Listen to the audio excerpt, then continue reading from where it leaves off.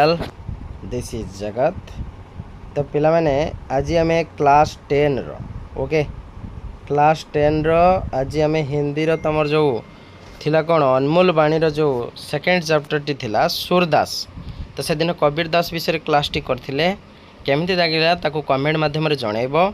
Okay आज आम कौन करबा ना सूरदास विषय पढ़िबा हला। देखिबा से पिला माने कौन कहूची सूरदास कवि परिचय प्रथम देखिबा। कहूची पिला माने भक्ति काल के श्रेष्ठ कवि सूरदास हिंदी के सूर्य जैसे तेजस्वी कवि थे हला। भक्ति कालर हला भक्ति कालर श्रेष्ठ कवि किए थिले ना सूरदास हला।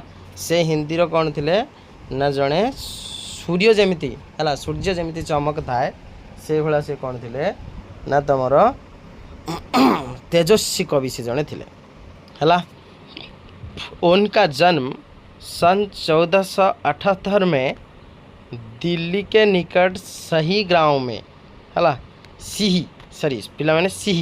सिही गांव में एक गरीब ब्राह्मण परिवार में हुआ था हला। सूरदास जन्म 1478 ख्रीष्टाब्दर दिल्ली रो निकट रे थिबा सिही ग्राम गुटे अच्छी से सिही ग्राम रे पिला माने से कौन होते ना गोटे गरीब ब्राह्मण परिवार से जन्म होते।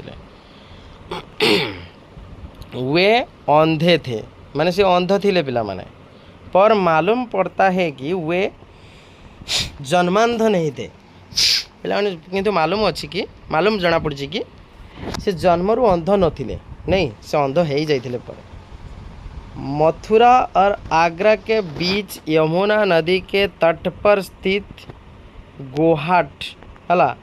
गौघाट पर उन्होंने संगीत काव्य और शास्त्र का अभ्यास किया हला। मथुरा और आगरा रो जो थिबा कौन जमुना हला जमुना नदी कूल रे कौन करथिले ना गौघाट पर हला से कौन करथिले ना संगीत काव्य और शास्त्र ये सब से हमें अभ्यास करथिले और विनय के भाव से पदों की रचना की हला। और विनय भाव रे कौन करथिले ना पदर सब रचना करिथिले पिला माने। आगे चलकर वो बलभाजाय के शिष्य बन गए हला। तापर पर से कहार शिष्य बनी हेले ना बल्लभाचार्य हला। बल्लभाचार्य तांको ना कौन बल्लभाचार्य तांकर शिष्य से हेले हला। और ब्रज जाकर गोवर्धन के पास पार्शुली नामक एक जगह पर अपना स्थायी निवास बनकर पद लिखने लगे हला। तापर कौन कले हला गोवर्धन थिबा पार्शुली नामक जगार से कौन करथिले ना निजर स्थायी निवास बनैथिले। सूरदास मानव मन के बड़े पारखी थे हला। सूरदास मनीष मनर बड़ पारखी थिले। वात्सल्य भाव के तो वो मर्मज्ञ थे नहीं कि वात्सल्य माने ममता हला भाव से कौन थिले मर्मज्ञ थिले। श्रीमद्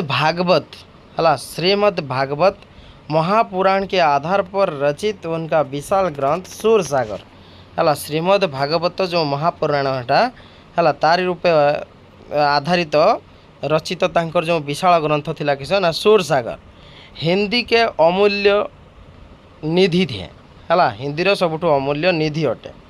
ये बच्चों के माताओं के साथियों के नारी और पुरुषों के मनोभाव को पारंगम कवि थे हला। से पिला मानकर माँ मानकर हला साथी मानकर आउ नारी और पुरुष ओ समस्त से थिले किस ना मनोभावर पारंगम थिले। देखिबा आस पिला माने ये पद हमको कौन कहूची पिला माने से कहूची प्रस्तुत पाठ में महाकवि सूरदास द्वारा रचित कृष्ण की बाल लीला के 2 पदों को रखा गया है हला। श्रीकृष्ण को बाल्य लीला विषय रे 2 पद एठारे लिखा जाइछि। ये पद सूर सागर से संकलित है। ये पद सूर सागर रे संकलित अछि। देखिबा आस कौन से 2टा पद अछि से विषय में डिटेल देखिबा पढ़िबा हला।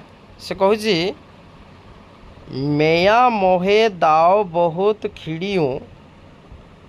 खिजाओ हला मौसो कहत सॉरी मौसो कहत मूल को लिन्हू तू जसुमती कब जाए कहाँ कहीं यही रिस के मारे खिलाने का यहाँ खिलाने हाँ नहीं जात पुनी पुनी कहत कौन है माता कौन है तुम्हारा तात गुरे नंद जसोदा गुरी तू कत श्याम शरीर चुटकी दे दे हंसते ग्वाल सब सीखे देते बलवीर तू मोही को मारन सीखे दाऊ कब ना खुड़ी खिजो हला मोहन मुख रीम के ये बातें जसुमती सुनी सुनी रीझे सुनो कान्हा बलभद्र चबाई जनमत ही की धोत सुर श्याम मोह गुधन की सो हो हूँ माता तू पुत किस पिला माने माने कौन कहला पिला माने देखिबा आस ओके पिला माने से किस कहूची ना इस पद में कृष्ण की बाल लीला का वर्णन है हला कृष्ण का बाल्य लीला विषय रे वर्णना कराई बालक कृष्ण माँ यशोदा के पास शिकायत करते हैं कि माँ मुझे बलराम भैया चिढ़ाते हैं हला तो बालक कृष्ण कौन करुचंती ना जशोदा पाखरे कंप्लेन करुचंती कौन कंप्लेन करुचंती ना मते बलराम भैया सबले कौन करुचंती ना चिड़ौचंती हला वे मुझे कहते हैं कि तुझे खरीद कर लिया गया है से मते सब बेले कहउचंती कि मते से किणिकी आनीचंती बोली नहीं मते किणिकी से माने आनीच आपण माने मते किणिकी आनीचन जसुमती ने तुझे जन्म नहीं दिया है जसुमती तुम्हें को जन्म दे ही नहांती इसलिए मैं उनके साथ खेलने नहीं जाता से मु तांको सहित खेलिबा को जाऊ नहीं वे बार बार मुझे पूछते हैं से मते बारंबार कहउचंती कि कौन तेरी माता है कौन तेरी पिता है किए तो माँ अटंती और किए तो बापा अटंती आउ कौन कहउचंती ना नंद गुरे हैं यशोदा गुरी है तू क्यों श्यामल या कला है हला से कहउचंती नंद राजा तो गुरा अटंती यशोदा तो गुरी अटंती कि तू कहीं काला हेचु तमन तते निश्चित कोट गोटे पाई आनिछन यह सुनकर मुझे चिढ़ाने के लिए ग्वाल बालक चुटकी बजाकर नाचते हैं हला गोपाल बालक कौन कर ये शुणिकी ना एगुड़ा सब शुणिकी से नाचुंट बलराम भैया उन्हें सिखा देते हैं बलराम भैया तो शिखे दौरान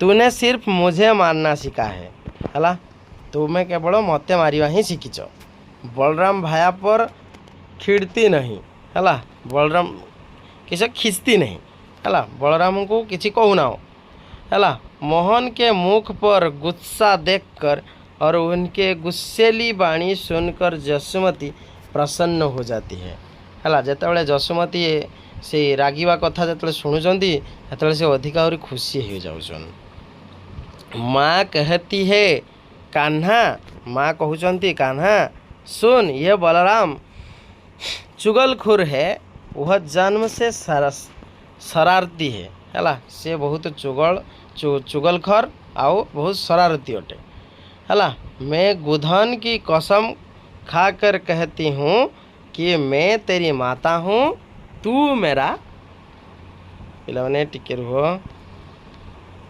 हला खाकर कहती हैं कि तू मेरा पुत्र है हला मु राण खाई कहूची कि तू होचु मो पुओ मु होची तो माँ जानी पिला माने ये हूँ तुम प्रथम स्टैंडर्ड थिला द्वितीय स्टैंडर्ड कौन कहूँ देखा आस कही हरी अपने आंगन कछु गावत तनक तनक चर मन सो नाचत मन ही रिझवत वह ऊंचाई काजरी धीरे गयन टीरे बुलवत कबूझुत बाबा नंद पुकारता, कबूझुत घर में आवत, माखन तनक अपनी कर ले, तनक बदन में नावत, कबहू चीती प्रतिबिंब खम्भ है, लीने लिए खवावत, दूरी देखती जसुमती यह लीला, हरस आनंद बढ़ावत, सूर श्याम के बाल चरित है, नीत दिखत मन भावत। पिला माने आमाने कौन देखिबा सो कौन कहूची पिला माने से द्वितीय स्टैंडर्ड कहूची बालक कृष्ण घर के आंगन में अकेला खेल रहे हैं। हला बालक कृष्ण कौन करुचंती ना घरे एकिटिया खेलुचंती। उनका यह खेल सबके मन को मोह लेती है। तांकर ये खेलटा समस्त मन को मोहन कर नौची। यह वर्णना बहुत ही हृदयग्राही है। यही वर्णना बहुत हृदयग्राही अटे। हला भगवान कृष्ण अपने आप कुछ गा रहे हैं। भगवान कृष्ण किस करछंती ना निजे निजे किसी गोटे गाउछन। तमे जतले पिला माने जतले टिके खुशी आसी रहथिबो तमे भी देखुथिबो तमे सब कौन करथिबो ना किसी ना किसी गोटे गीत महित गोटे गाउथिबो ने कि वे गाते गाते नन्हे चरणों से नाचते भी हैं और मन मगन में हो रही है। हला से तांकर जो कुनी कुनी पादरे से नाचुथुले आउ कौन करथुले ना मन मगन रे मोही जाउथुले। कभी वे हाथ उठाकर काली एवं सफ़ेद गायों को बुलाते हैं। केबे केबे किस करथुले ना से हाथ उठे कि कौन करथुले ना काली आउ धड़ा गाय को डाकुथुले। तो कभी नंद बाबा को पुकारते थे तो केबे नंद बाबा को भी डाकुथुले। वे कभी घर के भीतर चले जाते हैं। वो केबे केबे घर भीतर को चले जाउथुले। घर में जाकर थोड़ा मक्खन हाथ में लेकर खाते हैं। है घर को जाकि किछि किछि मक्खन माने लहुणी जाकि खाउथुले और थोड़ा सा मुँह में लगा लेते हैं आउ किछि तांग मुहरे लागी जाउथुला। कभी कभी खम्बे में अपना प्रतिबिंब देखकर उसे माखन खिलाते हैं। है के बेले बेले निजर मुख को प्रतिबिंब देखिकी खम्ब उपरे है ताकू भी माखन खाउथुले। माता यशोदा दूर से ही खड़ी होकर यह लीला देख रही हैं। है माँ यशोदा दूर रही ये सब लीला सब देखुथिले और आनंदित हो रहे हैं आउ आनंदित होउथिले। सूरदास कह रहे हैं।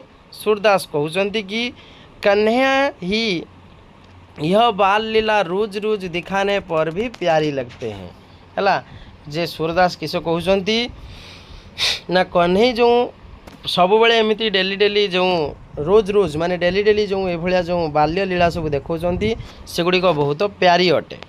इससे मन तृप्त नहीं होता। एतिकर मन तृप्त हो नहीं। तो पिला माने ये थिला तमर कौन ना सूरदास विषय थिला।